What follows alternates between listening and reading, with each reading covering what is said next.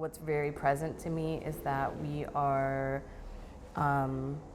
really need to make better distinctions between organizations and networks and the purposes and functions of networks, and really be clear about the ways in which we're legitimizing or delegitimizing spaces. So we had a conversation earlier about like the shrinking space, the shrinking kind of like public commons and the social justice space, where actually what I think is happening is that some of the more traditional like methods that people used to go and exercise civic leadership, including, you know, kind of volunteering and in ongoing fashions with like chapter-based structures, like, you know, Young Democrats or Rotary or any of the things that people, you know, used to do. I think those things are less common, but there are other ways in which engagement in civic, you know, just the civic social square is actually increased. And I think that you see those ways when you think about somebody like AOC or somebody who says, you know, I went to a march or I went to an action and I began to imagine my future in a new way. She was a bartender at the time, you know? And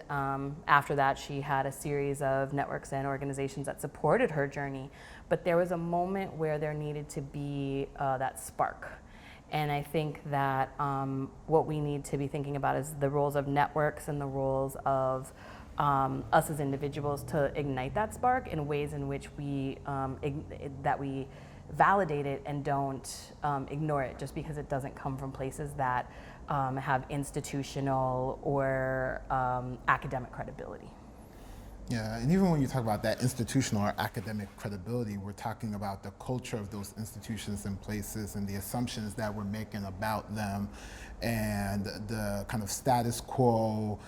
beliefs, values, virtues, principles, assumptions that are laden with how we're supposed to be in them. And so we're talking about white supremacy, we're talking about maintaining people's white fragility and class privilege. And all of these things within these institutions then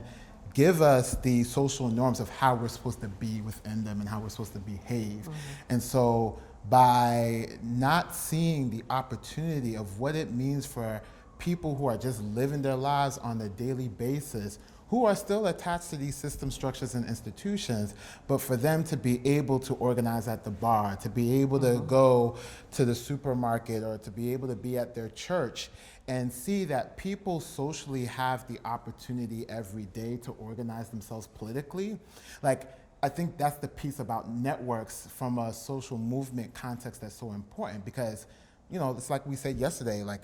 networks, we're already here as a part of a network. The fact that we meet people, we're meeting people through Change Elemental, they're hosting a gathering, you know, the videographers, now we're in contact with them. And so even through this conversation, we can still have a political conversation. I don't see politics of how we're being together in social spaces separate and apart from when we're in the institution.